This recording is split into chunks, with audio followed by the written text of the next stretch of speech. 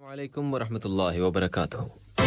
ये radio Qatar है और अब आप हिशाम से आज का दूसरा बुलेटिन समाअत फरमाइए। पहले हेडलाइंस। नायब वज़ीर आज़म और वज़ीर ख़ारजा ने मराकश के वज़ीर उमूर ख़ारजा की जानिब से एक वीडियो कॉल वसूल की है। वज़ारत सेहत ने कोविड-19 की वजह से क्वारंटीन के इक़दामात और टेस्ट्स के प्रोटोकॉल को अपडेट किया है। इसराइली फौज ने ऐलान किया है कि शाम से दागा जाने वाला एक रॉकेट दैमूना के मकाम पर कायम खुफिया एटमी प्लांट के करीब धमाकों की आवाजें सुनाई देने का सबब बना है।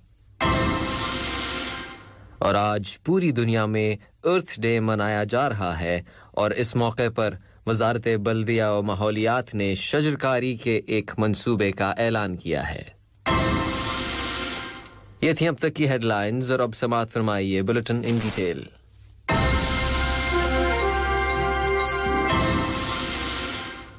बिस्मिल्लाहिर्रहमानिर्रहीम।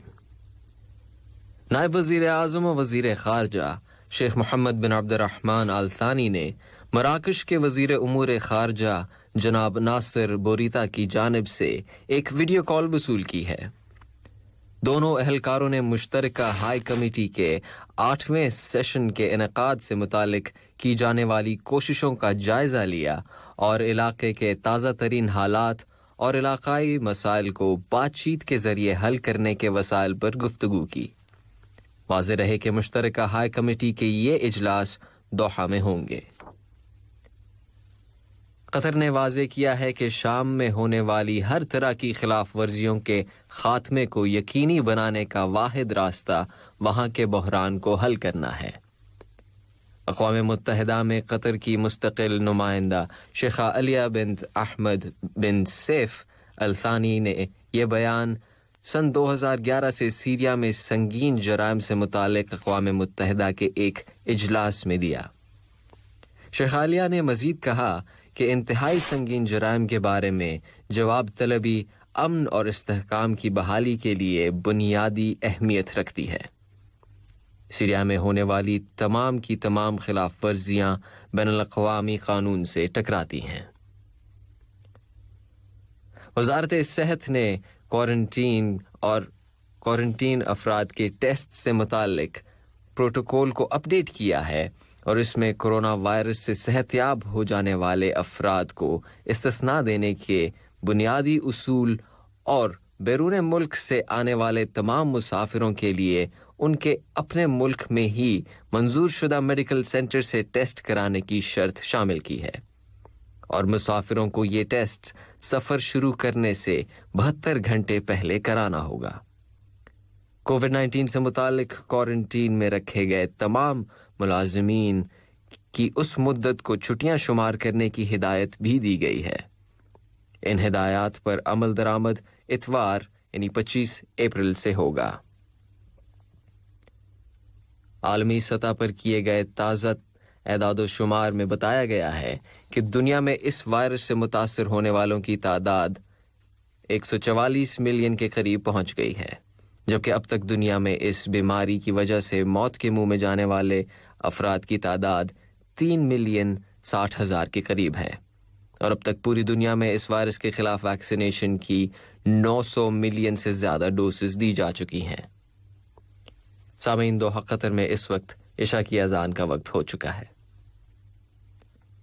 आप ये खबरें सुन रहे हैं इस वक्त उर्दू रेडियो कतर से।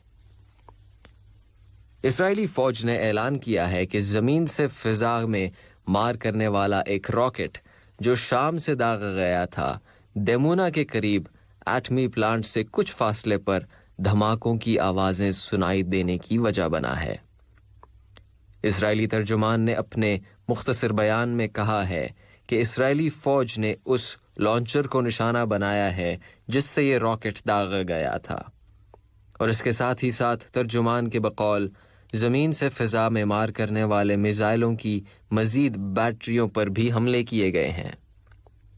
शाम की खबरसां एजेंसी ने इसराइल के इन हमलों का एतराफ कर लिया है और कहा है कि उनमें जानी और माली नुकसान हुआ है।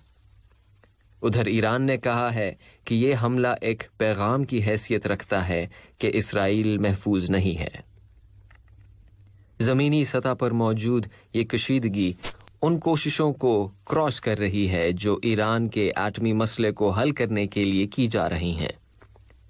اگلے ہفتے ایران کے ایٹمی پروگرام کے بارے میں وینا مذاکرات دوبارہ شروع ہو رہے ہیں۔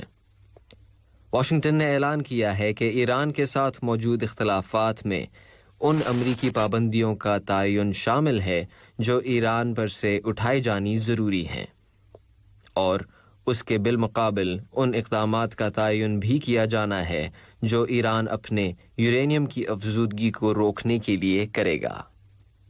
ادھر ایران کے صدر حسن روحانی نے کہا ہے کہ تہران سمجھوتے کے متن میں کوئی اضافہ یا کمی نہیں چاہتا۔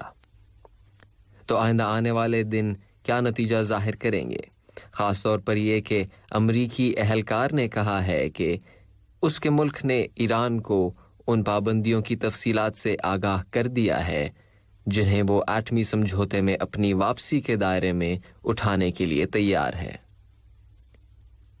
یمن کے لیے امریکہ کے ایلچی ٹیموتھی لنڈرکنگ نے وسیع تر نقل و حرکت اور شٹل پروازیں شروع کر دی ہیں تاکہ یمنی بحران کو حل کرنے کے لیے واشنگٹن کی طرف سے پیش کیے گئے حل کی مارکیٹنگ کر سکیں، جبکہ یہ بحران اپنے 7ویں سال میں داخل ہو گیا ہے۔ کئی سال گزر گئے اور یمنی دنیا کے ایک بدترین انسانی بحران کے حل کو تلاش کر رہے ہیں، اور اس کے ساتھ ہی ساتھ زمینی سطح پر فوجی شدت میں اضافہ بھی جاری ہے۔ امریکی ایلچی نے اپنے ایک قول سے ہلکی سی امید جگائی ہے کہ یمنی بحران کو حل کرنے کے لیے بین الاقوامی اتفاق رائے ہو سکتا ہے۔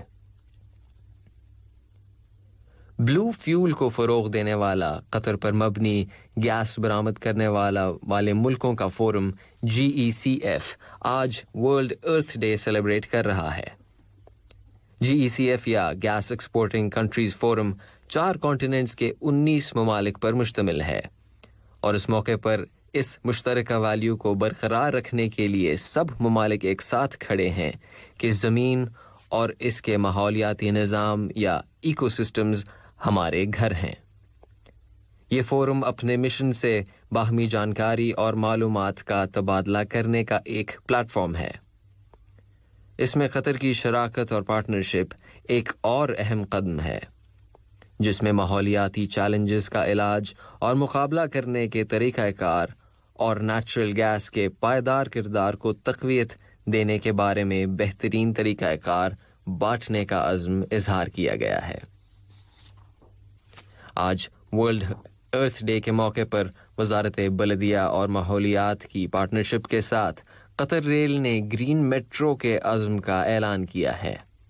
اس اعلان کے مطابق دوحہ میٹرو سن 2030 کے ورلڈ ارتھ ڈے تک یہ عمل جاری رکھے گی کہ ہر 5 ملین کسٹمرز کے دوحہ میٹرو سے سفر کرنے پر ایک درخت لگایا جائے گا۔ یہ درخت میٹرو کی کامیابی اور مزید ہرے بھرے سفر کے بڑھاؤ کا نظارہ پیش کریں گے۔ اور ورلڈ ارتھ ڈے کے موقع پر امریکہ کے صدر جو بائیڈن نے آب و ہوا کی تبدیلی یا کلائمیٹ چینج سے متعلق 40 عالمی رہنماؤں کے آن لائن سمٹ کا افتتاح کیا، اور اس موقع پر یہ وعدہ کیا کہ وہ اس دہائی کے آخر تک امریکی گرین ہاؤس گیس ایمیشنز کو آدھا کر دیں گے۔ اس 2 روزہ اجلاس کا مقصد بڑی معیشتوں کو یکجا کرنا ہے کہ وہ کاربن کی مقدار کو کم سے کم کرنے کی مزید اقدامات کریں، اور اس 2 روزہ اجلاس کو اس طرح بھی دیکھا جا رہا ہے کہ اس سال ماہ نومبر کے دوران گلاسگو میں منعقد کی جانے والی اقوام متحدہ کی کلائمیٹ کانفرنس کو کامیاب بنانے کا یہ ایک اہم اقدام ہے۔ اور بلیٹن کے اختتام سے پہلے سماعت فرمائیے ہیڈ لائنز مرتبہ پھر۔